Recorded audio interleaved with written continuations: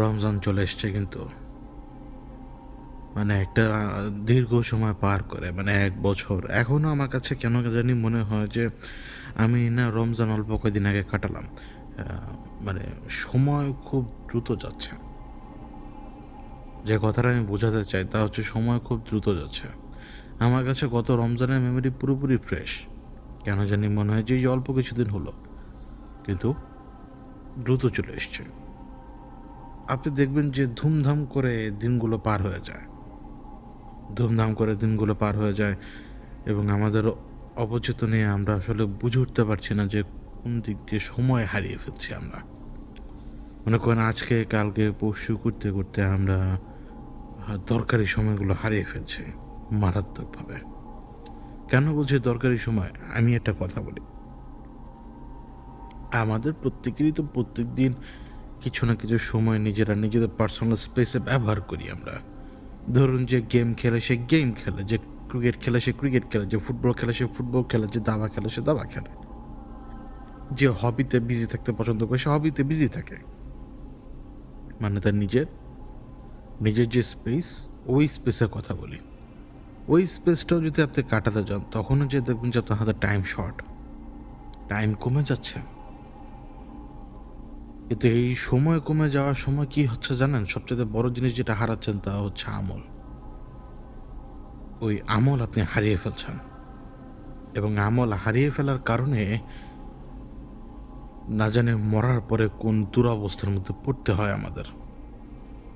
সময় দ্রুত বয়ে যায় ঠিক, কিন্তু সে দ্রুত বয়ে যাওয়ার সময়ের মধ্যে যে ফরজ ইবাদতের সময়গুলো সেই সময়টাও কিন্তু আমরা অ্যাভয়েড করি।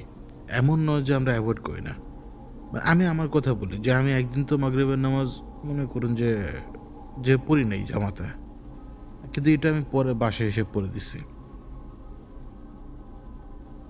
তো আমি কিন্তু পার্শিয়ালি মাঝে মাঝে স্কিপ করি টাইমে, জামাতের টাইম। কারণ এমন একটা জায়গায় থাকি বা এমন একটা স্পেসে থাকি যে স্পেসে ওই সময় উঠে যেয়ে মানে কাছাকাছি কোথাও যেয়ে যে আপনি ইয়া করবেন বা ওই ওই জায়গাতে বসে আপনি নামাজ পড়বেন সেই স্পেসটা নেই। পার্শিয়ালি কিন্তু মনে করেন যে আমার লাইফে এখন পর্যন্ত 14-15 বারই ঘটনা ঘটছে। আর জুম্মা আমি এইভাবে মিস করছি সম্ভবত 3 বার। তো এগুলো হিসাব রাখি, কারণ কোনটা কোন দিক দিয়ে ছুটে সেটা তো খেয়াল রাখা লাগে, তাই না? তো এই জন্যই বলছে যে মানে ফরজ আমলের বাইরে, ফরজ আমল বলতে আমরা যে নামাজ পড়ি সে নামাজের কথা বলছি। বেশি বেশি জিকির করেন, আল্লাহটা অনেক পছন্দ করেন তার নাম নেওয়া। আমরা তো তার গোলাম, গোলামের কাজই তো ভক্তি জানানো। এই জন্যই তো সেজদা, এই জন্যই আমরা রুকু করি, এই জন্যই আমরা কোরআন পাঠ করি। এই সব কিছু তার জন্য করি আমরা, তাই না? তাকে খুশি করার জন্য এই সময়টার ভেতরে নিজের কর্মের ভেতরে জিকিরটাকে ফিট করে নেন। জিকির করতে থাকেন, জিকির করতে থাকেন, যে কোনো একটা নাম, রহমান রহমান আর রহিম আর রহিম, বিসমিল্লাহির রহমানির রহিম। আপনি বলেন লা ইলাহা ইল্লাল্লাহ মুহাম্মাদুর রাসূলুল্লাহ। আপনি বলেন না, যেটা মন চায় সেটা বলতে থাকেন, আলহামদুলিল্লাহি রাব্বিল আলামিন বলেন, বলতে থাকেন, কারণ সব কিছু আমার রবের। কারণ মাফ তো করবেন তিনি না, অন্য কারো তো কোনো ইখতিয়ার নেই। তো যদি আমলটা একটু ভারী থাকে বা আমলটা যদি একটু গ্যাদার করে নিতে পারেন, আপনারই সুবিধা, আমারই সুবিধা আসলে। এই যে যখন এই যে রমজান মাস আসবে, এই যে দেখুন আজকেও যে বেটা নামাজ পড়ে নাই জামাতে, ওই বেটা আজকেও মানে জামাতে যা নামাজ পড়বে, মানে রমজানের প্রথম তারাবি থেকে, মানে প্রথম তারাবি থেকেই শুরু করবে সে নামাজ পড়া এবং ঈদের দিন দিয়ে সে শেষ করে ফেলবে। রমজান কিন্তু শুধুমাত্র এই 1 মাসের জন্য এমনি এমনি আসে নাই, এর সিগনিফিকেন্স আছে তার লাইফে মানুষের। তো এই যে রুল রেগুলেশন এই সমস্ত কিছু যখন আমরা ফলো করি তখন আমাদের লাইফটা একটা সুন্দর পথে চলতে থাকে, কেমন জানি আমেজ আমেজ থাকে। যখন দেখবেন যে ঈদ চলে আসলো, ব্যাস এসের নামাজ পরের দিন, মানে ঈদের জামাতের পরের দিন, মানে ঈদের জামাতের পরের দিন ফজরের সময় বড় যারা 1-2জন লোক পাওয়া যায় জামাতে মসজিদে, মানে এটা ঠিক যে প্রচুর মসজিদ তো এই জন্য হয়তো এমন হতে পারে, কিন্তু তাই বলে এরকম তো নয় যে যেই এলাকাতে প্রচুর মসজিদ নেই ওই এলাকাতে হয়তো এক কাতার দুই কাতার ভরে। কারণ তারাই যায় যারা হচ্ছে এই ঈমান আমলের ব্যাপারে জানতে বুঝতে শিখেছে, সেটা বয়স্ক হোক অথবা আমি হই অথবা আপনি হন বা একটা কলেজ পড়ুয়া ছেলে হোক বা একটা স্কুল ছাত্র হোক, যার ভেতরে ঈমান বা আমলের বোধ ব্যাপারটা আছে, মানে সে যদি সেটাকে বিশ্বাস করতে পারে, সে যদি সেটাকে আঁকড়ে ধরে রাখতে পারে, তাকে আপনি পাবেন। এই ইবাদতটা যখন আপনি করবেন তখন আপনি আপনাকে সেই জায়গাটাতে পাবেন, সেই স্পেসে নিজেকে পাবেন, আপনি সেই শান্তিটা নিজের ভিতরে অনুভব করবেন।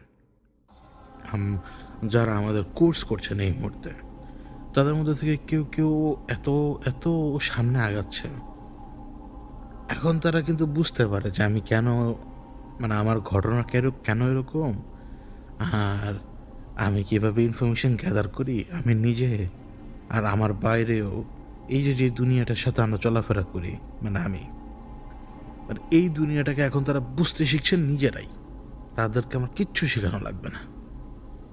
অবশ্য তাদের জানি আরও অনেক বড়, সে শুধু বহু দিয়েছে, কিন্তু তারা তাদের মধ্যে থেকে কিছু কিছু যারা একদম অ্যাডভান্সে চলে গেছে, তারা কিন্তু এখন বুঝবে যে আমি কেন বলি, বা আমার আগের ঘটনাগুলো যখন তারা এখন শুনবে, তারা এক মুহূর্তে বুঝতে পারবে যে কি হচ্ছিল, কেন হচ্ছিল, কোন দিক দিয়ে হচ্ছিল।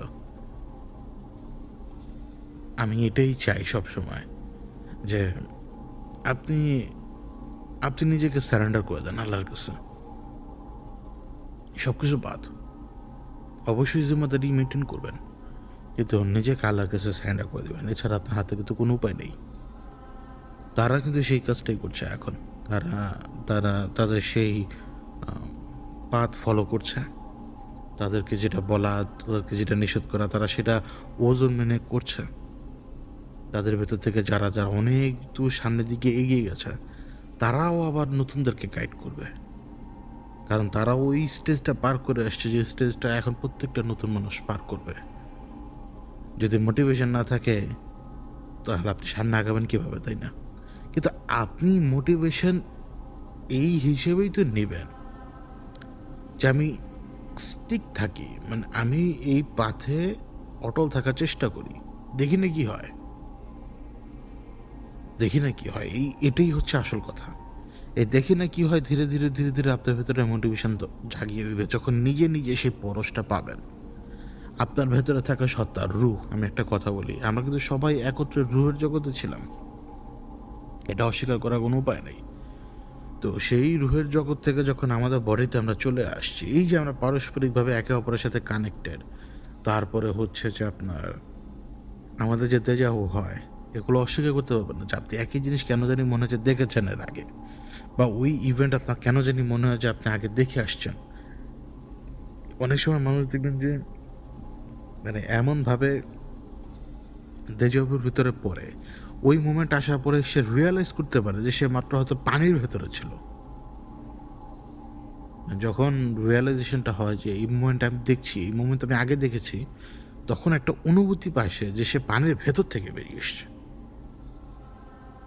যেটা আমি নিজে পাই।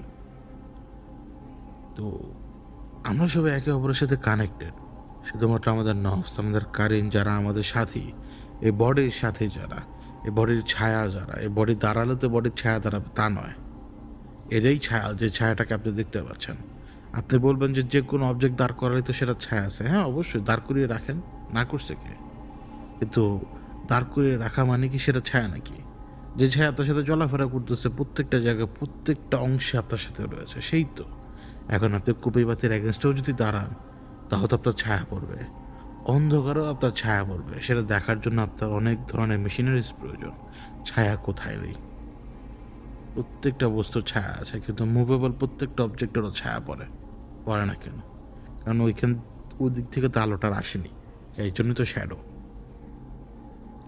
তো এই ছায়া সঙ্গীরা কিন্তু আপনার সাথে থাকা অবস্থায় আপনার এই পাওয়ারটাকে কমিয়ে দেয়, নিচের দিকে ধাপিয়ে দেয়। রিজন হচ্ছে আপনার স্বাধীন সত্তা। আপনার স্বাধীন সত্তা মনে করুন যে মিষ্টি খেতে পছন্দ করে, আপনার স্বাধীন সত্তা মনে করুন চরিত্রহীন, তো ও ওই কাজটাই করবে। আবার আপনার স্বাধীন সত্তা যদি সে ডিসাইড করে যে না আমি চরিত্রহীন হব না, আপনার স্বাধীন সত্তা যদি ডিসাইড করে যে আমি মিষ্টি খাবো না, তাহলে এখানে কারিন এবং নবস তার পুরো ইনফ্লুয়েন্স চালানোর চেষ্টা করবে, কিন্তু এই সত্তাটা যেটা আপনি আপনি এই কাজটা করলেন না, আপনি বেছে নিলেন ভালো রাস্তা, তখন আপনার রু এলিভেটেড হবে বেশি, আপনি সেই ক্ষমতাটা টের পাবেন। আমাদের রু কিন্তু মুহূর্তের মধ্যে এই জায়গা থেকে মঙ্গল গ্রহে পৌঁছায় যেতে পারে, আপনার কাছে হাস্যকর মনে হইতে পারে, কারণ ওই ধরনের জ্ঞান আমাদের ভেতরে নাই। মানে আমরা কিন্তু জিকিরটাকে অনেকে মারাফেদের সাথে গোলায় ফেলেন, কারণ ওই মারাফেদ সম্পর্কে তাদের ধারণা একটু ভুল। কিন্তু এই স্পিরিচুয়ালিটি যদি আপনার ভেতরে না থাকে, তাহলে আপনার ধর্মের প্রতি কোনো টান থাকবে না কখনই। এই ধর্মের প্রতি টান কেন? ধর্ম হচ্ছে একটা রুল, যেটা আল্লাহ রব্বুল আলামিনের তরফ থেকে আসা। আদৌ যদি স্রষ্টার প্রতি যদি আপনার ইয়া না থাকে, ইমান না থাকে, মানে তার ব্যাপারে যদি আপনার এরকম মনে হয় যে আরে মানুষের লেখা কিতাব কিসের স্রষ্টার রুল, তাহলে তো হচ্ছে না। এই জিনিসটাই ব্রেক করার জন্য প্রয়োজন মারেফাতের মতো লোক, মারেফাতের মতো জ্ঞান। এই যে যখন আপনি জিকিরগুলো করবেন, তখন আপনার রু এলিভেটেড হয়, তখন আপনি নলেজ পেতে শুরু করেন। যেই নলেজটা কিন্তু রুহের নলেজ, আপনার স্বাধীনতা সেটা ইন্টারসেপ্ট করতে শুরু করে। কারণ রু এখানে থেকে বসা অবস্থায় বঙ্গবন্ধু স্টেডিয়ামে কী হয় সেটা দেখতে পারবে। আপনার কাছে হয়তো মস্করা মনে হয়, কিন্তু তা না। মানে এটাই হচ্ছে স্পিরিচুয়ালিটি, বিয়ন্ড ফার্দার ডিস্টেন্সে দেখার মতো অ্যাবিলিটি। খালি চোখে আপনি দেখতে পারবেন 50 কিলোমিটার, আপনি বিয়ন্ড দেখতে পারবেন। কার্ভেচার চেঞ্জ হয়ে যাবে, মানে পৃথিবীতে কার্ভেচার রয়েছে, মানে খালি চোখে আপনি 50 কিলোমিটার যদি দেখানো, আপনার রু দেখতে পারবে হয়তো 500 কিলোমিটারের ওই পাশ। ততক্ষণে কিন্তু কার্ভেচার দেখা দিতে পারে, তাই না? তো এটাই আমি বললাম যে এখানে বসে থেকে আমি কিন্তু ইয়া দেখতে পারি, কি বলে, বঙ্গবন্ধু স্টেডিয়ামে একটা লোককে আমি খুঁজে বের করতে পারবো, তাই না?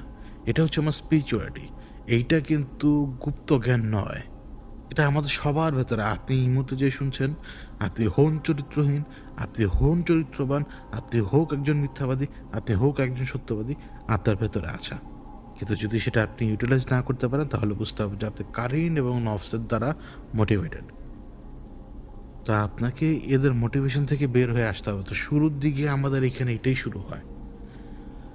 আমি একটা কথা বলি, আমাদের কোর্সে এই মুহূর্তে পার্টিসিপেন্ট মনে হয় প্রায় 100-র নিচে। অ্যাক্টিভ পার্টিসিপেন্ট আনুমানিক 22-23 জন।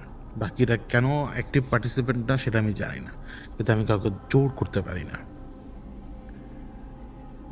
পার্টিসিপেশন করতে গেলে প্রথমে কী হয় জানেন, যখন আপনাকে রুলটা দেওয়া হয়, রুলটা আপনি মেনটেন করতে পারেন না। আপনাকে ওজোর দেওয়া হলেও আপনার কাছে মনে হয় যে আপনি আলসেমি করি, কিন্তু এটাই হচ্ছে সেই হাতিয়ার, যেটা নওয়াবস এবং কারিন চায় না। আমি যদি আপনাকে তখন বলতাম যে ভাই আপনি উঠেন আর মানে ডান্স করেন, খারাপভাবেই বললাম কথা, ডান্স করেন, আপনি ডান্স করতেন। কিন্তু যেই মুহূর্তে আমি আপনাকে বলবো যে ভাই ঠিক আমার দেওয়া স্পেসিফিক নিয়মে আপনাকে আমল করে যেতে হবে, এটা আপনার জন্য সাডেনলি মনে হবে হেভি টাফ। এরপর আরেকটা ঘটনা ঘটবে ওই একই সময়, আপনাকে ছোট্টখাটো যেই একদম সাধারণ জিনিস যেটা ম্যানেজ করতে বলা হবে, সেটা আপনি ম্যানেজ করতে পারবেন না। সেটা হুট করে প্রচণ্ড টাফ হয়ে গেছে, কিন্তু সেটা একটু টাফ না, 0.00000% টাফ, এতটা টাফ সেটা আপনার কাছে তখন কয়েক হাজার গুণ মনে হবে যে আমি তো জিনিসটা ম্যানেজ করতে পারতেছি না। অর্থাৎ আপনার কারিন এবং নফস এমনভাবে ডিমোটিভেশনের অ্যাটাক করা শুরু করবে আপনার উপরে, আপনাকে সে ইভেন আমলের সময় আপনাকে ঘুম পাড়িয়ে দেবে রীতিমতো।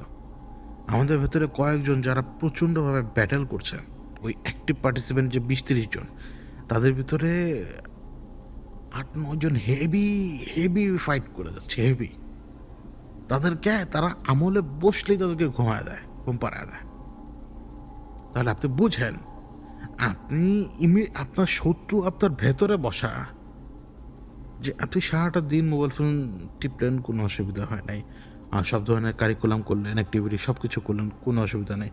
আমলে বসার শুরুতে জিকিরের 2 মিনিটের মাথা আপনার ঘুম আসবে কেন? আমাদের অ্যাক্টিভ পার্টিসিপেন্টদের অবস্থা এরকম হচ্ছে, তারা চোখই মেলতে পারে না। আর আমি তাদেরকে কী বলে জানেন, আপনি জাস্ট চালা যেতে থাকেন, ঘুমায় যান। ওই সময় তো ঘুম পাড়িয়ে দিচ্ছে, আপনি কেমনে ফাইট করবেন? পরের দিন আবার ফাইট করবেন। প্রত্যেক দিন একই যুদ্ধক্ষেত্রে নামবেন, ওই যুদ্ধক্ষেত্রে আপনি আর বনাম নফস আর কারিন। অ্যাকচুয়ালি আমাদের বডির উপরে সবচেয়ে বেশি নিয়ন্ত্রণ থাকে কারিনের, সবচেয়ে বেশি ফিডিং দেয় সে। এবং এই কারিনকে পরাস্ত করতে অনেক সময় লাগে, অনেক। আপনি একদিনে পারবেন না। আপনি কারিনকে পরাস্ত করার পরেরা দেখা দেবে ডেডলি ব্যক্তি, সে ডেডলি ব্যক্তি হচ্ছে নফস। এটা এমন হারামি, এই কারিনরা যদি আপনি 3 মাসে যা পরাস্ত করেন, আমাদের, আমি বলি, আমাদের অ্যাডভান্সে থাকা কয়েকজনের ভিতরে নাম নিলে সমস্যা, কারণ এটা আবার একটু অন্যরকম দেখা যায়। তারা প্রায় কারিনের ইনফ্লুয়েন্সের বাইরে অলমোস্ট চলে আসছে। আমার কিন্তু সিস্টেম ভিন্ন, আমি কিন্তু ইনফরমেশন ফিট করি না কাউকে। তারা কেউ নিজেরাও বুঝতে পারে না যে কোন সময় কী করবো। আমি মনে করুন যে টাস্কগুলো, কিছু টাস্ক থাকে একদম ওপেন, যেটা আপনার শুরুর জন্য, কিন্তু পরবর্তী টাস্কগুলো হয়ে যায় প্রাইভেট, একদম প্রাইভেট। কারণ ওই টাস্ক যদি প্রাইভেট না করি, তাহলে আপনি যে শুরুতে ঢুকলেন, আপনি আগে থেকে ইনফরমেশন পেয়ে গেলেন, আপনি ইনফরমেশন পেয়ে গেছেন মানে নবসা কাহিনী ইনফরমেশন পেয়ে গেছে, ব্যাস সে ঢাল তরল নিয়ে রেডি থাকবে। এই মুহূর্তে যখন অ্যাডভান্সে থাকা লোকেরা টাস্ক উইক 7-এ ঢুকবে সামনে কয়েকদিনের ভেতরেই, রমজানের ভিতরে তাদের টাস্ক উইক 7 শুরু হয়ে যাবে। টাস্ক উইক তো বলি, কিন্তু টাস্ক উইকগুলো কোনো কোনো সময় 3-4 সপ্তাহ পর্যন্ত চলে। ঠিক আছে, 3-4 সপ্তাহ পর্যন্ত চলে, নাম তো দিতে হয় একটা। তো টাস্ক উইক 7-এ কী হয়েছে কেউ জানে না এক্সেপ্ট আমি। এখন যদি আমার দম থাকে, আল্লাহ যদি আমার হায়াত রাখেন, তারা যখন টাস্ক উইক 7 পাবে নিজেদের হাতে, তখন ওই নিজেদের হাতে পাওয়ার পরে অবভিয়াসলি সে দেখতেছে যে টাস্ক উইক 7 কি, কিন্তু কারিন আর নফস টাইম পায় না রেডি হওয়ার। কারিন আর নফস টাইম পায় না রেডি হওয়ার, কিন্তু কারিন আর নফস তখন ব্যাটেল করবে কোন জায়গায় জানেন? যখন আপনি ঘুমে থাকবেন। যখন আপনি ঘুমে থাকবেন তখন সে ব্যাটেল করবে। আর ওইখানেই আমি আমার মেইন সিক্রেটটা ধরে রাখছি, যে বেটা আয়, মেইন জায়গায় যখন দল মানে যে জায়গায় যুদ্ধ করবি সেই জায়গায় যুদ্ধ করার লাগে আমি রেডি, অর্থাৎ ঘুমের ভেতরে। যত ধরনের ইনফরমেশন আমাদেরকে ফিট করা দরকার, সমস্ত ইনফরমেশন ফিট করা এই ঘুমের সময়টুকুর ভেতরে। আমি ওই সময়টুকু ছাড় রাখি নাই ওদের জন্য, কাদের জন্য? যে আমাদের ভেতরে নফস আর কারিন। এখন আমাদের স্বাধীন সত্তা নফস আর কারিন দ্বারা যে ইনফ্লুয়েন্সড, এটা সবসময় থাকবে। এই ইনফ্লুয়েন্সড কন্ডিশনটা কখনোই 0% যাবে না, কখনোই না, কখনোই না। তার মানে এই না যে তাদের নিয়ন্ত্রণ একবারে মানে আবার ফেরত আসবে, তা না। তাদের নিয়ন্ত্রণ আপনার উপরে থাকবে, এটা মানে এটা বাধ্যগত। যেমন রাগ, রাগ কারিনের ইনফ্লুয়েন্স, লালসা, লোভ নফসের ইনফ্লুয়েন্স, ঠিক আছে? তো আমি চেতিত, আমি আমার রাগ আপনারা কেউ দেখেন নাই, আমি চেতিত। মানে মানে আমি এখন মাঝে মাঝে চিন্তা করি যে আমি এখন মানে আগের রাগ আর এখনকার রাগের মধ্যে বিস্তর তফাৎ, কিন্তু তারপরও আমি এখনও যদি রাগ হই, তো আমার রাগ নিয়ন্ত্রণ করে কারিন। আর ওই সময় আমার স্বাধীন সত্তার মাথার মধ্যে একটা জিনিস থাকে যে ইমিডিয়েটলি যদি নিজে যদি ব্যথা না দিই নিজেরে, এই রাগ আরও বাড়া শুরু করবে। আমার রাগ বাড়লে আরও খারাপ হয় জিনিস। তো আমার তখন ক্ষমতা অ্যাম্পলিফাই হয়, আর বেশি আমি চাই না আমার অ্যাবিলিটি অ্যাম্পলিফাই হোক, আমার কানে অনেক কথা আসতে শুরু করে, আমি এগুলো চাই না কোনো মতোই না। ওই স্প্লিট সেকেন্ড, ওই 1 মিনিট যদি আমি রাগ থাকে প্রচণ্ড, আমার মানে আমার মানে মানে আমার যে অ্যাবিলিটি সেটা অ্যাম্পলিফাই হয়। আমি এত শব্দ নিতে পারি না, এত সিক্রেট আমার জানার দরকার নেই।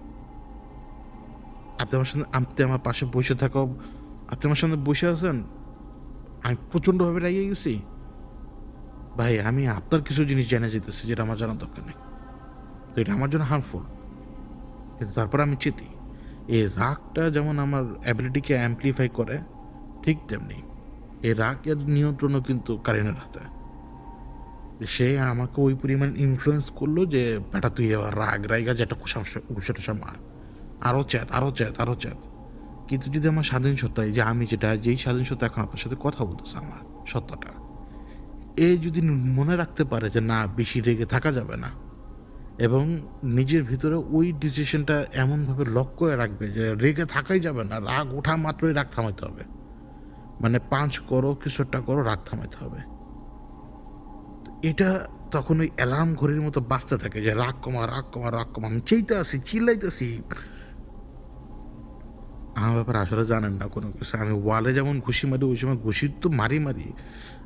আমি আল্লাহ জানেন যে কতবার বিছানা উঠায় ফেলাই দিছি আমি। এগুলো তো সিম্পল জিনিস।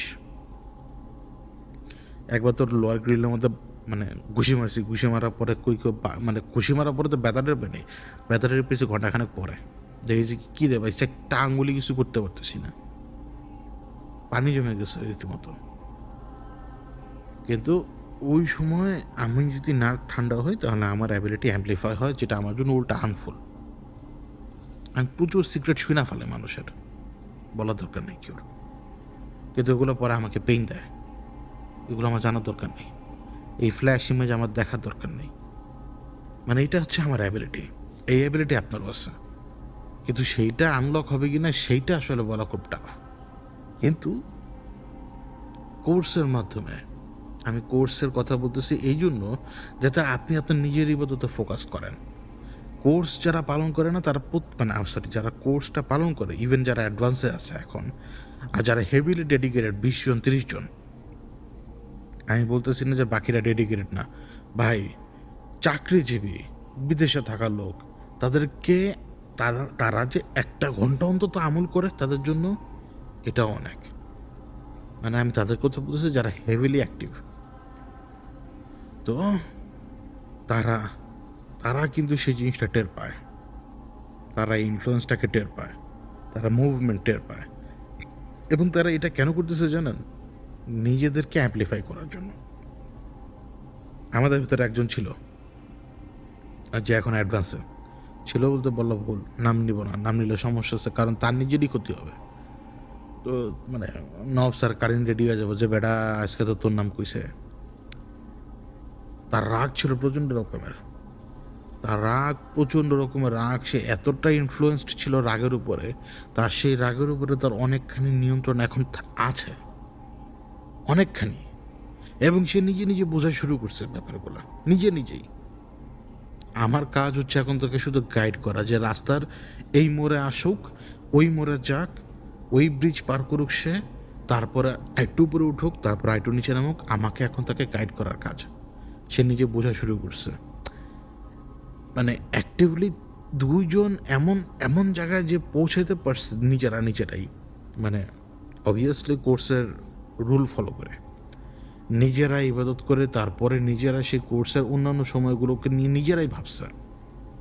এবং তারা একজন অলরেডি কিছু জিনিসের সামনাসামনি পড়ে গেছে, আর একজন তো নিজের কানে কথা শোনে, এবং সে সেটাকে যখন ট্রাস্ট করা শুরু করবে, যে নিজের কানে নিজের কথা শোনা শুরু করবে, তখন সেটা ট্রাস্ট করার পরে সে সেটা ফল পাবে।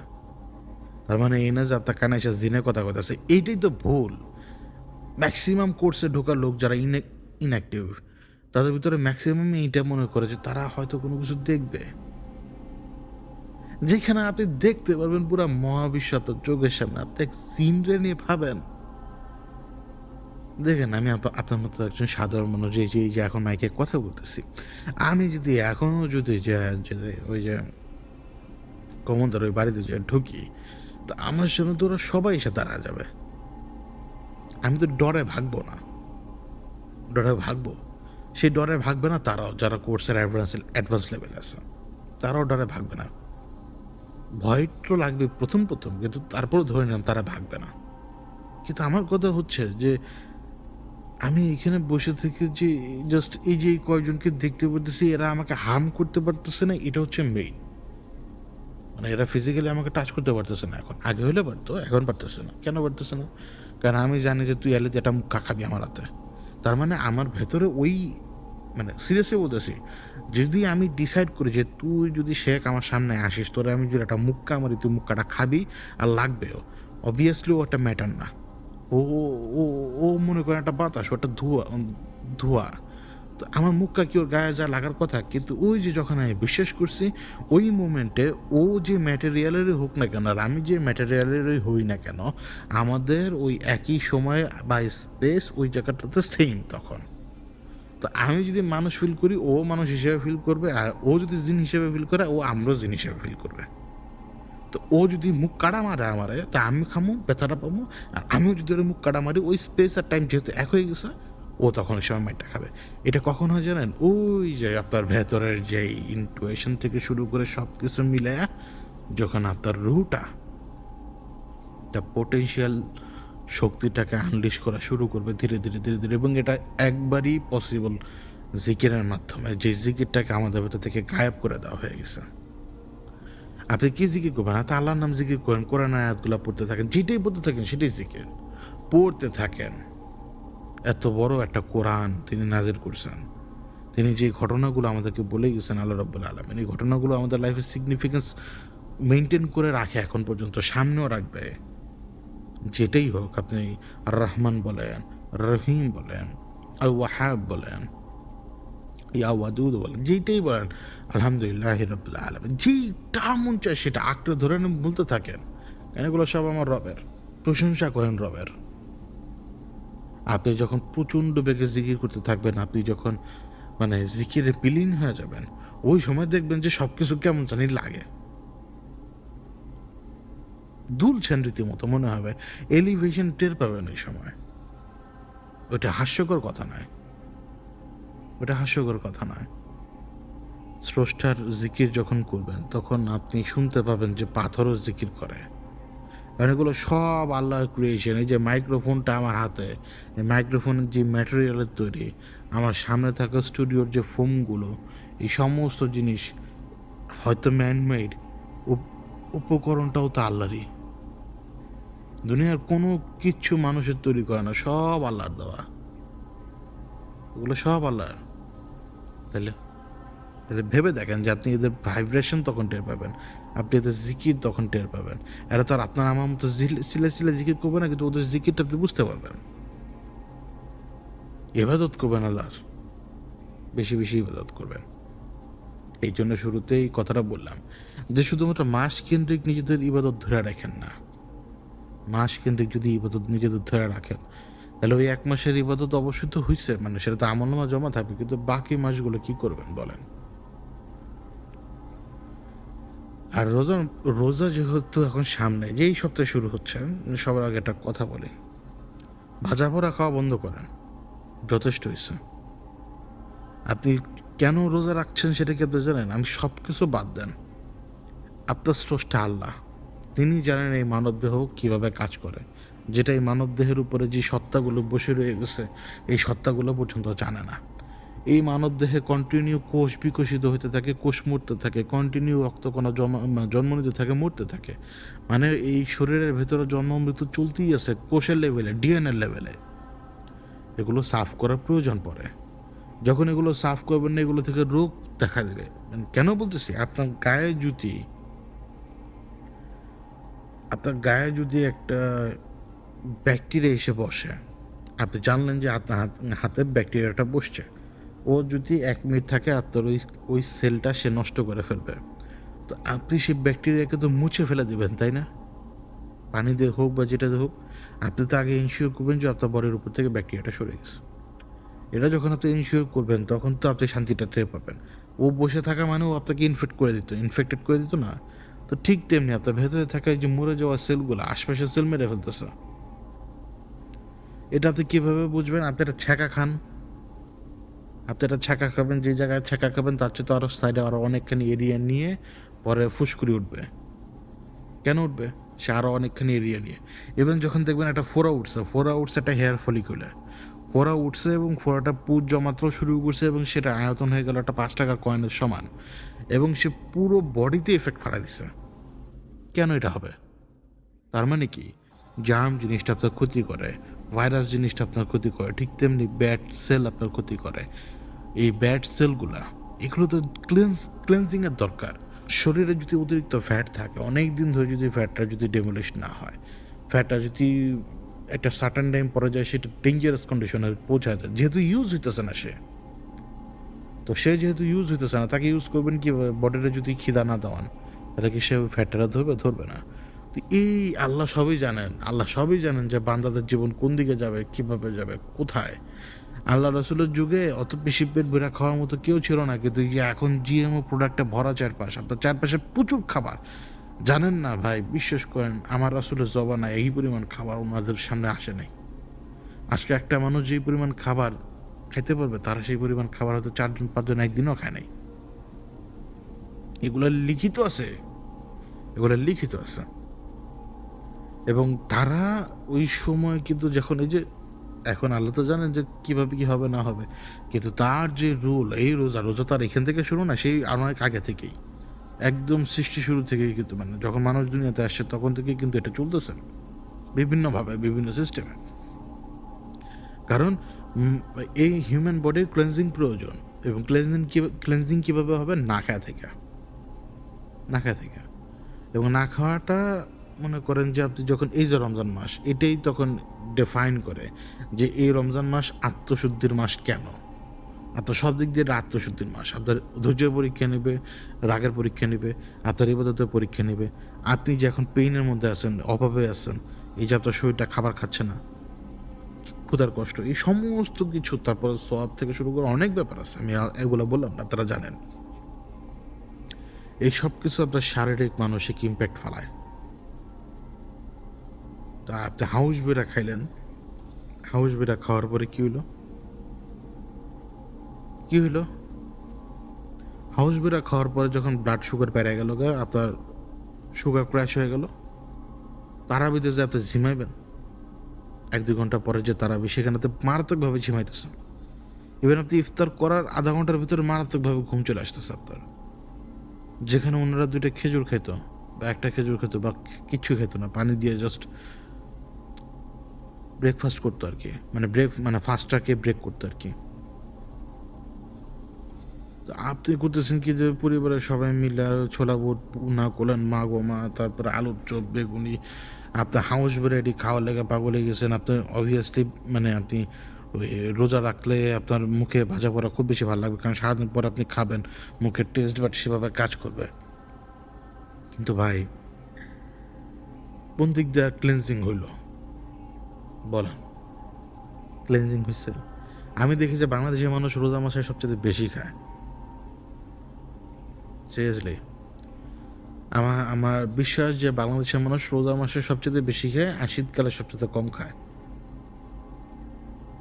যেটা আমার মানে আর কি কই, শীতকাল গরমে, ভরা গরমে মানুষ একটু কম খায়, তখন খাবার খেয়ে মানুষ শান্তি পায় না। মানে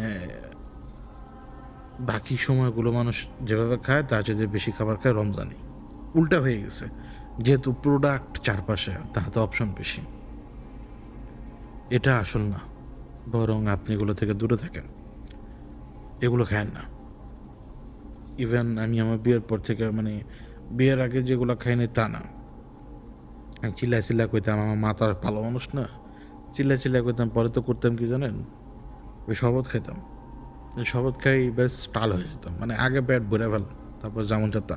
আমি এখন 1 লিটার পানি খেয়ে ফেলি মানে ইফতারের সময়, এবং এইটা আমার জন্য একটা হেডেক। এটা কেউ ঠেকাতে পারে না, আমার ওয়াইফও ঠেকাতে পারে না, অন্য কেউ ঠেকাতে পারে নাই। জাস্ট আমি কিছু সময়ের ভিতরে 1 লিটার পানি খেয়ে ফেলছি, কিছু সময়ের ভিতরেই, এদিক সেদিক হইতেই। তো আমি অতক্ষণে টাল হয়ে গেছি। মানে আমি আপনাকে বাংলা ভাষায় বোঝালাম। তাহলে আমার পেটে অন্য জিনিস ঢোকার জায়গা খুব কম। আর মানে আমার ক্ষেত্রে জিনিসটা এরকম, মানে আমি বলতেছি না আমার মতো, আমার ক্ষেত্রে হয় কি যে ইফতারের পরে, ওই ইফতারের পরে যদি আমি কিছু যদি খাই, ওই একবারই, ইভেন আমি সেহরিতে কিচ্ছু খাই না 1 কাপ চা ছাড়া, কারণ ওটা আমার অভ্যাস। মানে আমি ইফতারের পরে যাই খাই, ওইটা ওই চায়ের চা, একেবারে সেহরি পর্যন্ত ওই চাই। কেউ বলতে পারবে না যে সেহরিতে আমি কোনো কিছু খায় রোজা রাখছি, শুধুমাত্র চার পানি ছাড়া। আবার ওই সেহরির সময় যে আমি 1 লিটার পানি খেয়ে ফেলাই, মানে এটা ওসিডি বলতে পারেন আপনি, বারবার পানি খাই আমি। তো মানে এই জন্য আর কি বললাম যে এই ক্লেনজিং আমাদের বডির জন্য প্রয়োজন। এই রোজা হচ্ছে যে মানে আত্মশুদ্ধির মাস। এই মানে জাস্ট মানে কিছু মানুষ দেখি, আরে রোজা রাখছে দেখে আগে মেজাজ গরম হয়ে থাকে, মানে হ্যারা কিছু খায় নাই দেখে আগে সুগার লেভেলের কারণে মুড সুইং হইতেছে, আর হ্যারা কি ভাব একটা ধরে, কি রাগ, কি জিদ, কি হাঙ্গামা করে এক একজন। আর আমি মাঝে মাঝে চিন্তা করি যে রোজার মাসে আমি এত কাম করি কেন? মানে রোজার মাসে না ভাই বিশ্বাস করেন আমি মারাত্মক রকমের হাইপার অ্যাক্টিভ, মানে ফিজিক্যালি ঘুম থেকে ওঠার পরে, কারণ আমি ঘুম থেকে উঠি ভাই জোরে আজানের টাইমে। এত কইতে পারেন কেন? কারণ আমি ঘুমাই তো ফজরের পরে, তো আমার ঘুম দরকার না?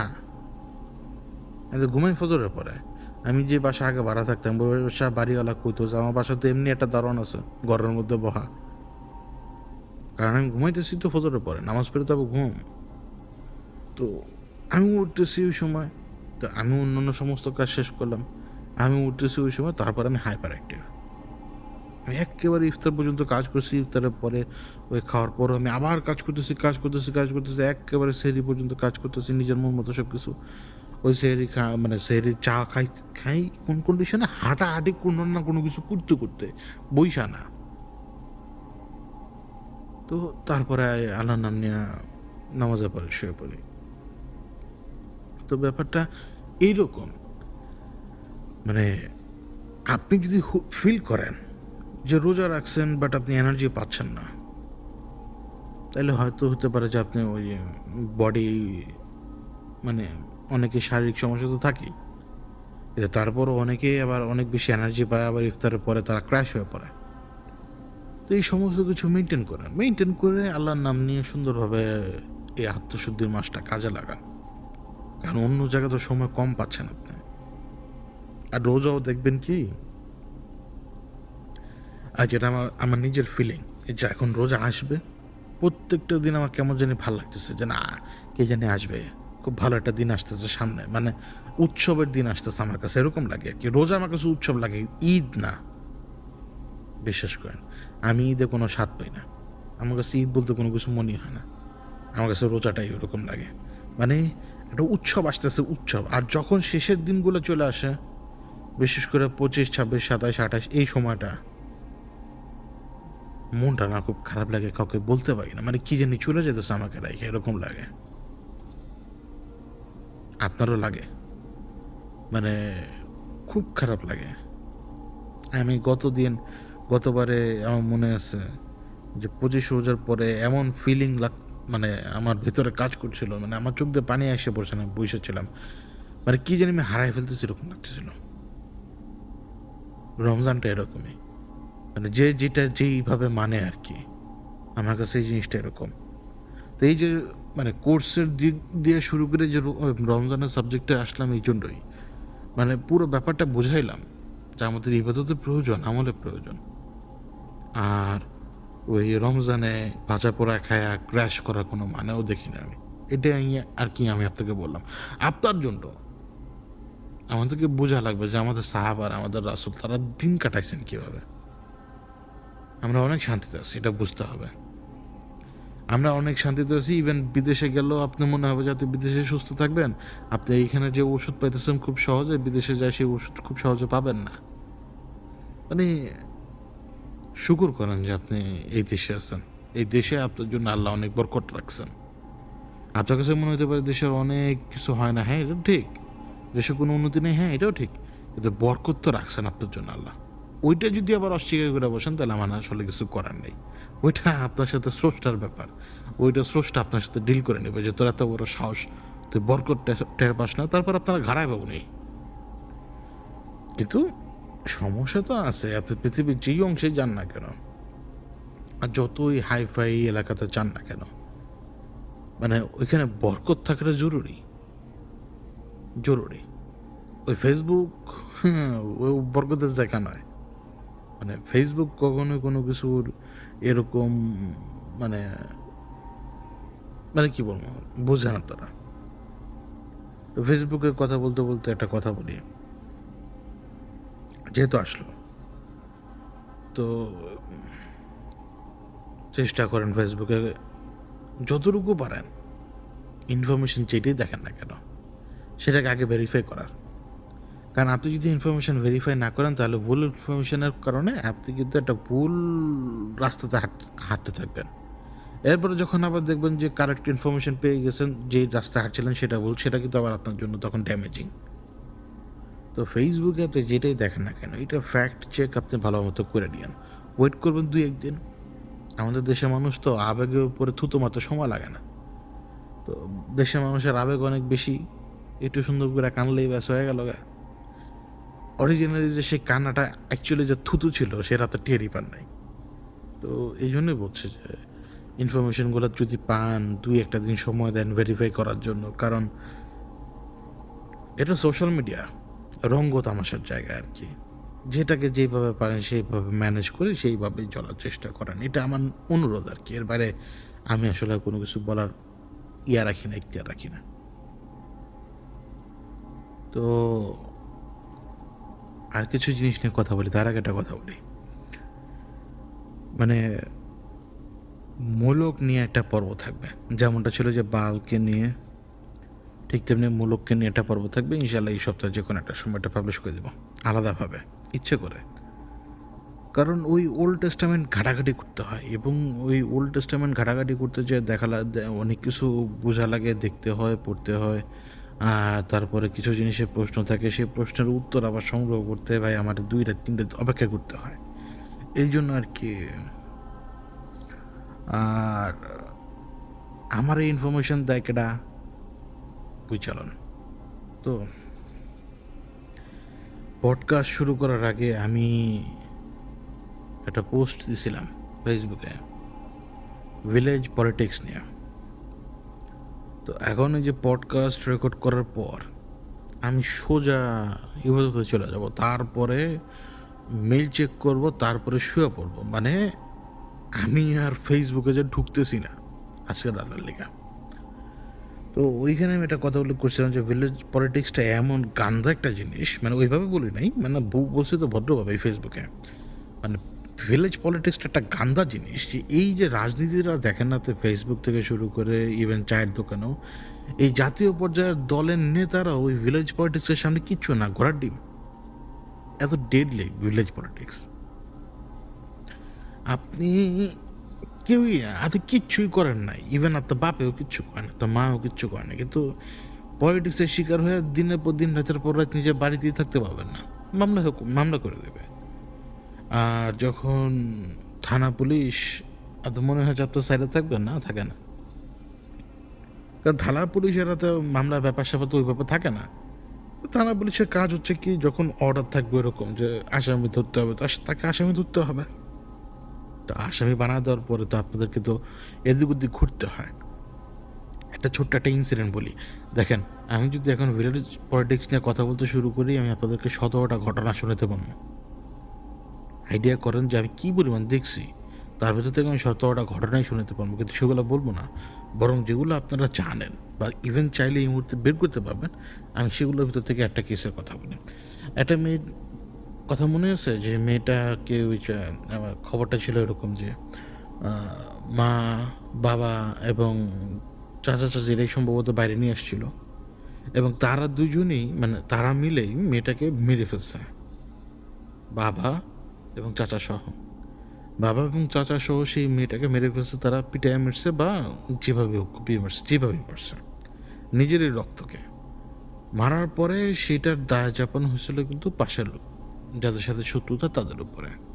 এইটা কিন্তু জাস্ট 1, 2, 3, 4 না, এটা আসলে এক্সিস্ট করে এই জিনিসগুলা ভিলেজ পলিটিক্সে না। মানে এই যে কিছু লোক, এদের কাছে পরিবার কোনো রকম ম্যাটারই করে না। আপনি আপনার সন্তানের প্রতি এখন যে পরিমাণ আদর টের পাবেন, হ্যাঁ, ওই ভিলেজ পলিটিক্সের ওই সমস্ত লোকদের ভিতরে তাদের সন্তানদের প্রতি তাদের কোনো আদর নেই। তারা তাদের সন্তানদেরকে কাইটা আপনাকে ফাঁসানোর জন্য যে কোনো কিছু করতে পারে, একটুও কঠিন না তাদের জন্য সেটা। এখন আপনি ইমাজিন করেন, যদি সে তার নিজের মেয়েকে অন্য আরেকজনকে ফাঁসানোর জন্য নিজেই যদি খুন করাতে পারে এবং সেইভাবে যদি ফাঁসানোর ব্যবস্থা করে দেয়, তাহলে আপনি ভেবে দেখেন ওই এক্স্যাক্ট মোমেন্টে যখন এই ঘটনাটা ঘটলো, দেখা গেল যে লাশটা আরেকজনের বাড়ির উঠানে পাওয়া গেল, মানে প্রতিপক্ষের উঠানে পাওয়া গেল সকালবেলা। এখন অবভিয়াসলি একটা লাশ পড়ে থাকলে যদি দেখে যে গলা কাটা, রক্ত চারপাশে ছড়াই গেছে, লাশটা তারা সরাতে পারবে না, ইম্পসিবল, এরকম রক্ত তো চারপাশে ছড়াই গেছে। তো এরকম যখন হবে, তো সেই প্রতিবেশী পালাবে না, সেগুলো এখানে দাঁড়া থাকবে। তো তার পরবর্তীতে আল্লাহ রব্বুল আলামিন ইনসাফের ব্যবস্থা করায় দেন। আল্লাহ ইনসাফ করায় দেন, আপনার মনে হয় যে আল্লাহ ইনসাফ করেন না, না, ব্যাপারটা এরকম না। অনেকগুলো গ্রাউন্ড আছে, যে গ্রাউন্ড আপনি বুঝবেন না, কারণ আপনার চোখটা আর কি ওইরকম, আপনার থিঙ্কিং প্রসেস ওই রকম। আমার উপরে প্রচুর বেইনসাফি হয়েছে, বিশ্বাস করেন আমার উপরে প্রচুর বেইনসাফি হয়েছে। কিন্তু আমি যেটা বিশ্বাস করি যে ওই বেইনসাফিগুলো আমার প্রাপ্য ছিল, আমার প্রাপ্য ছিল। মানে ওই বেইনসাফিগুলো করার পরে এর পরে যে ঘটনাগুলো ঘটছে সেখানে আল্লাহ আমাকে জিতে দিচ্ছেন। মানে ওই যে মানে বেইনসাফি যেটা আমি কেন বলছি আমার প্রাপ্য ছিল, ওইটার কারণে দুটা ঘটনা ঘটছে। এক, ওই বেইনসাফির কারণে আমার ভেতরে কিছু জিনিসের পরিবর্তন আসছে, যে পরিবর্তন আসা জরুরি ছিল, এবং ওই পরিবর্তনের কারণেই হোক বা আল্লাহ রাব্বুল আলামিন ভালো জানেন, তিনি ওই বেইনসাফিরও কিন্তু বিচার করে দিচ্ছেন আমার চোখের সামনে। তাইলে আমাকে তো দুইটা ঘটনা ঘটছে। এক, ওই বেইনসাফির কারণে মানে মানে যে ঘটনাটা ঘটছে আমি বেইনসাফি বলতেছি, কিন্তু আল্লাহ তো বেইনসাফ করে নাই, মানুষ করছে। তো ওই বেইনসাফির কারণে আমার ভেতরে যে পরিবর্তন আসছে সেটা আমার কাজে লাগছে, আর আল্লাহকে তো বিচার করা দিচ্ছে। তাহলে দুইটা ঘটনা ঘটলো। মানে ওই বেইনসাফিটা দেখেন, আল্লাহর ইচ্ছার বাইরে দুনিয়াতে কোনো কিছু হয় না, হুকুমের বাইরে কোনো কিছু হয় না। এটা এমন এক মহাজাগতিক ব্যাপার যেটা বোঝার আক্কেল কারণ নাই, কোনো ব্যক্তিরই নেই। যে বুঝে সে কখনো এক্সপ্লেনও করতে পারবে না, সে জাস্ট বুঝে। আমিও এরকম বুঝি। তো ওই বেইনসাফিতে দেখেন, উনি একটা লোক, তার সে অপশন ছিল যে সে ওয়াহিদ হাসানের সাথে বেইনসাফি যাতে না করে, সেই অপশন তারাতে ছিল না, কিন্তু সে করছে। অর্থাৎ সে যায় না বুঝে 2 নম্বর রাস্তাটা নিচে নিজের পায়ে নিজে কোরআন মারছে, তো সেই যে নিচে পড়ছে। এই হলো কি একটা অ্যাকশন, তার মনে হইতেছে তার লাভ, সেইখানেও তার লস হচ্ছে, সেইটা হইতেছে তার 2 নম্বর অ্যাকশন, এই মানে টোটাল ব্যাপারে। 3 নম্বর অ্যাকশন হইতেছে আমি যে আঘাত পাইছি, যে কষ্ট পাইছি। 4 নম্বর অ্যাকশন, আমি সে আঘাত পাওয়ার পরে ফরিয়াদও করছি আর নিজের ভিতরে পরিবর্তন আসছি। 5 নম্বর অ্যাকশন, আল্লাহ কিন্তু তাদেরকে শাস্তি দেওয়া শুরু করছেন। যারা বেইনসাফি করছে তারা ইতিমধ্যেই সেই বেইনসাফির ফল অন্য কোনো মাধ্যমে ফেরত পাওয়া শুরু করছে, কর্মের ফল। 6, আল্লাহ কিন্তু আমার চোখের সামনে দেখানো শুরু করছে যে দেখ, তোর সাথে বেইনসাফি করছিল। কয়টা অ্যাকশন ঘটলো আপনি দেখছেন? চিন্তা করে দেখেন, 6টা অ্যাকশন ঘটছে। এই মতো যদি আপনি কোনো বিড়ালের চিলানি শুনতে পান, তার নাম হচ্ছে বুলেট বাবা। উনি উনি বুলেট বাবা, মানে বাবা বলি না, উনি ভণ্ড বাবা, ভণ্ড পীর, সরি পীরও না, যাই হোক পীর, মানে পীর বলতে খারাপ বুঝ যেতেছি না, যে ভণ্ড বাবা ভণ্ড পীর হয় না, ওনারও নাম দিয়েছি আমরা বুলেট বাবা, মানে ভণ্ড বাবা। উনি খালি মানে মেয়ে এরম করে, আর উনি মনে করে যে আমি এখানে বসে বসে পোলাও করবা খাইতেছি রাতের বেলা। যাই হোক, বাইরে ঘোরাঘুরি করতেছে, আমি আরো ঘরে ঢুকতে দিতেছি না আর কি। ঢুকতে দিলে তো শান্তিতে কথা বলতে দিবে না, মাইকের সামনে এসে করবে ম্যাঁ কথা কয়, কিন্তু আপনি বকা দিলে ভাই খুব রাগ করবো। তো এমনি এমনি বললাম আর কি, ভণ্ড বাবার নাম একটু সুনাম করলাম। তো ভিলেজ পলিটিক্সে ফেরত যাই, তো তাদের পক্ষে সেটা সম্ভব। এই যে দেখেন, যখন আমার ক্ষেত্রে 6টা পয়েন্ট বের করলাম না আমি, এটা আমি বুঝি, আল্লাহ আমাকে সেই জ্ঞানটা দিচ্ছেন, অল্প একটু জ্ঞান আমার ভিতরে, কিন্তু আমি বুঝি, আমি এই ফয়সালাগুলো বুঝি। তো ওইখানে দেখবেন যে প্রচুর অ্যাকশন আছে, প্রচুর অ্যাকশন। কেউ যে বেইনসাফের শিকার হইলো মানে এমনি এমনি হইলো তা না। দেখেন, আমাদের জীবনে আমরা কেউই কিন্তু ধোয়া তুলসী পাতা না, তাই না? আমরা যদি ধোয়া তুলসী পাতা হইতাম তাহলে তো আমরা ফেরেশতা লেভেলে পৌঁছে যেতে পারতাম, পারতাম না? আমরা কি সে লেভেলে যা পৌঁছাতে পারবো? পারবো না। তা আমাদের ভেতর দোষ গুণ ত্রুটি সব কিছুই থাকবে। তো এই ভিলেজ পলিটিক্সের কথা যদি আবার ফেরত যাই, তো তারা ওই ঘটনা ঘটানোর পরে দেখবেন যে এটা অবভিয়াসলি পালা যাবে, পালা যাবে না। তো পালায় গেল, শুরু হয়ে গেল এক অশান্তি। ওদের মনে হইতেছে ওরা জিতে গেছে, কিন্তু ওরাই কালপ্রিট, ওরাই অ্যাকচুয়াল কালপ্রিট, ওরাই সব কিছু, এবং ওরাই সমস্ত কিছু করার পরে ধীরে ধীরে ধীরে ধীরে দেখবেন যে আস্তে আস্তে আস্তে আস্তে যখন জাস্টিস, মানে যেটা হচ্ছে ন্যায়, আল্লাহ তো ন্যায় ন্যায় পালন করেন, তিনি ন্যায় ঘটান। ওই ন্যায়টা বা যে অন্যায়ের বিরুদ্ধে যে ন্যায়গত বিচার যেটা, সেটা যখন আনফোল্ড হওয়া শুরু হয়, তখন আপনি দেখতে পারবেন যে কত ভয়ঙ্কর ছিল ঘটনা। সবাই জানে কি, প্রতিপক্ষের মেয়েকে এই বাড়ির লোকের আইনা নিজেদের উঠানে জবাই করে দিছে, কিন্তু যখন সত্য বাইর হবে তখন মানুষের রু কাঁপা যাবে। সেই রুটা কাঁপবে কীভাবে? যখন সেই খুনি বাপে এই কথা কইবে যে আমি আমার ম্যাডারে খুশি চল বাইরে যাব, কাজ আছে, ম্যাডারে লয়ে বেরিয়েছি, আমার ভাই ছিল পিছে পিছে, আমার ভাই যে আগে মুখে বান্ধিছে, তারপরে আমি কল্লা কাটিছি। কেমন লাগবে বলেন? বলেন কেমন লাগবে? ও, আমি আমার রাগের একটা উদাহরণ দিই। এরকম লোক যদি আমি আমার সামনে পাই না, ও তো ইমিডিয়েটলি খুব সুন্দরভাবে ওর মেয়ের গলা কাটতে পারছে। আমি অত সুন্দর করে ওর গলা কাটতে পারবো না, বাট আমি ওর ইচ্ছে মতো কোপাইতে পারবো গলা বরাবর। বুঝতে পারছি? কিন্তু যখন আমি কোপাবো না, ওই সময় আমার ভিতরে কোনো রকম মনুষ্যত্ব থাকবে না। কিন্তু যেই মোমেন্টে আমার রাগটা চলে গেছে, ওই সময় না আমি খেয়াল করবো যে হাই রে, আমি এটা কি করলাম। এবার বুঝতে পারছেন, আপনি একটা মানুষকে কোপাইতে পারবেন, খুন করতে পারবেন, গলা কেটে ফেলতে পারবেন। ওইটা হইতেছে সেই ওই যে সিকিরের যে পার্টে ছিলাম আমরা, নফস আর কারিনের ইন্টুয়েশন। কিন্তু যেই মুহূর্তে রিয়েলিটিতে ব্যাক করবেন, নিজের সেন্সে ফেরত আসবেন,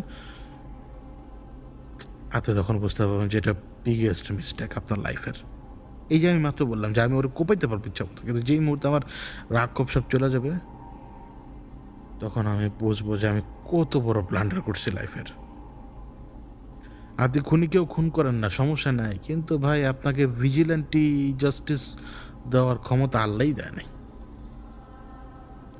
মনে করেন আপনি জাজ, জুডি, এক্সিকিউশনার হইলেন, যেটা রাস যে একটা ঘটনায় বললো অল্টার ইভেন্টের, ওর অবস্থা দেখেন।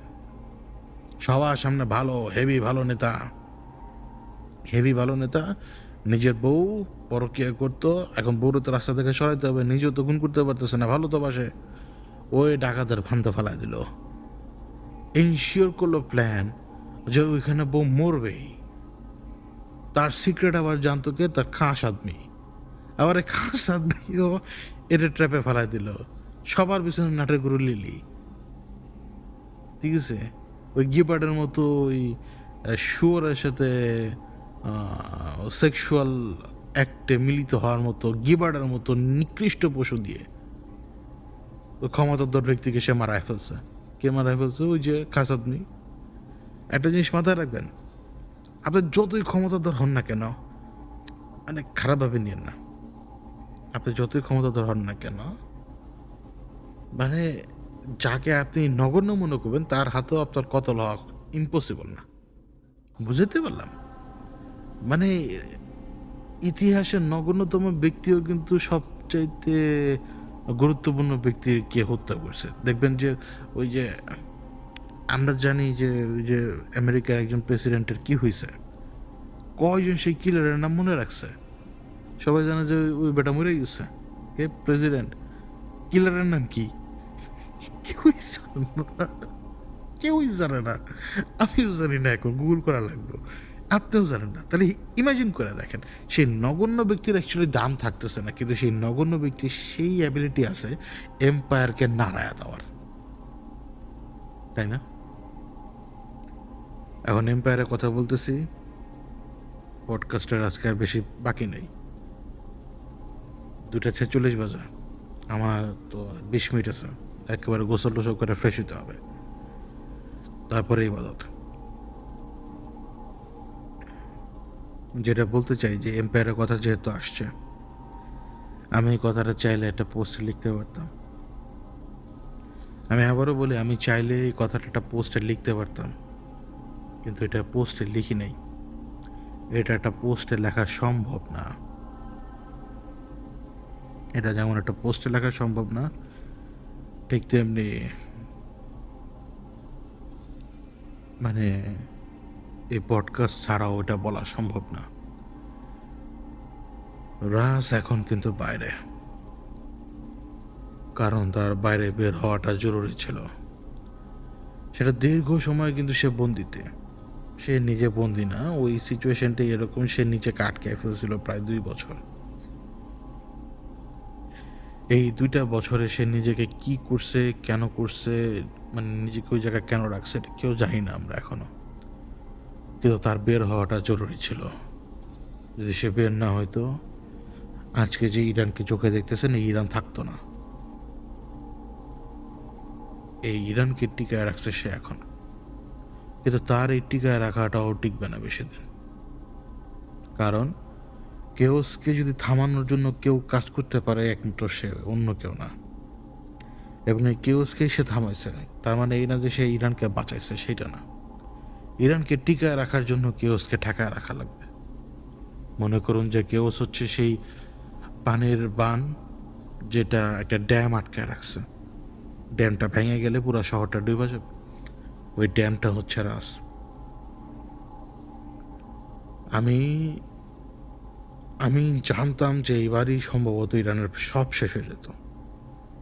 বিশ্বাস করেন, আমি উপর দিয়ে কাউকে বলি নাই কিচ্ছু। মানে আমরা তো আর ভেতরকার খবর জানি না। গ্রাউন্ড রিপোর্ট অনেক খারাপ ছিল, অনেক খারাপ। তো কেউ ওই পর্যন্ত পৌঁছে গেছিল। এবং ব্যাপারটা এরকম ছিল যে, দেখেন ওই সময় ওই যে মনে আছে স্ট্রাইক খেয়ে গেছিলাম, এই জন্য নাম নিব না। তো মনে করেন 1 নাম্বার লিডারকে তারা বাংকারে পাঠায় দিছিল। বাংকার, ওইখানে বাংকার আছে অনেক। এমনকি সে বাংকারে পাঠাইছে, সে বাংকারের ইনফরমেশনও লিক হয়ে গেছিল। মানে তার শহীদ হওয়াটা জাস্ট একটু বাকি ছিল। তার শহীদ হওয়াটা একটু বাকি ছিল, বিশ্বাস করেন। কিন্তু সামহাও অন্যান্য বাহিনীর লোক তাকে খুব ইমিডিয়েটলি সরায় এখান থেকে। এখনও কিন্তু তার লাইফ রিস্ক অনেক, যে লিডার ইরানের। এই কথাটা এই জন্য বললাম যে সে যতটুকু পারে সে কেওসকে ঠেকিয়ে রাখার চেষ্টা করবে, কারণ সে আর কেওস হচ্ছে আর এনিমি। আপনি এই সাইকোটা আর যাই হোক, ওর এই এক শত্রুতাকে সে সবসময় আমলে দিয়ে গেছে, সবসময় আমলে নিছে। আর আমি আমার পজিশন যদি জানতে চান, এই যে আমি এখানে বসা আপনার সাথে কথা বলছি, চাইলে আমি তখন বলতে পারতাম, কিন্তু আমার কাছে কি মনে হয় জানেন, যে সব কথা সবসময় সব জায়গায় বলতে নাই। আর আমারও অনুরোধ থাকবে, এখন যদি পডকাস্ট আমার এই কথা শুনে থাকেন, তো কোথাও একটা লাইনও লেখেন না, ইভেন আমাদের গ্রুপেও না। জাস্ট শুনেন আর গিলে ফেলেন, ব্যাস। কমেন্টেও না, এটা আমার অনুরোধ। ওই ইরানি হচ্ছে লাস্ট, মনে করেন যে দরজাটা, মনে করেন যে পুরো পৃথিবীতে যদি এই মুহূর্তে মনে করেন যে 7টা দরজা 6টা দরজাই বন্ধ, এই একটাই খোলা এখন। এটা বন্ধ হয়ে গেলে অন্ধকার জায়গা যাবে, ওই কালো দিন আসবে। আমি এটা বিশ্বাস করি যে আমার জীবদ্দশা আমি দিনগুলো দেখবো না, কিন্তু পৃথিবীতে এই ঘটনাগুলো তো ঘটবে। এবং আশা করতে পারেন যে আগামী কয়েকটা বছর হয়তো ইরান ঠান্ডা থাকবে কোনো কিছু না, এই আশাও করতে পারবেন না। এখন প্রতিনিয়ত সমস্যা তৈরি হবে, প্রতিনিয়ত। সে একা কি করবে আমি জানি না, আমি বুঝি না।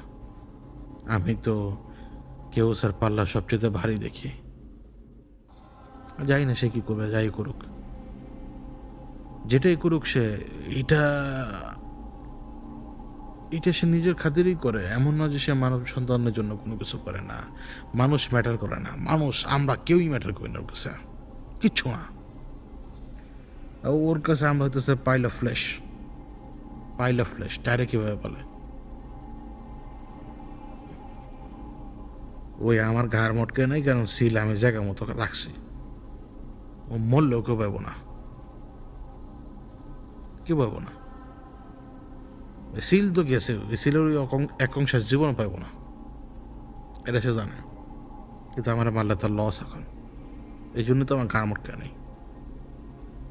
ওর এত সহজ মানে আমার ঘাটটা মটকা দেয়, কিচ্ছুই করে নাই। তো এইটা আমি আর কি আপনাদেরকে একটু বললাম, এই শেষের দিকে এসে আমি বললাম ইচ্ছা করে। এটাই অনুরোধ থাকবে, একই কথা, কথাগুলো শুনেন, গিলে ফেলেন বা ভুলে যান। কোথাও একটা শব্দ লেখেন না, কোথাও কোনো একটা লাইনও লেখেন না। এইটুকুই জানেন যে সে এখন বাইরে। এই যে ঘটনাগুলো বলে আসতেছি না, এগুলো সে 2 বছর আগের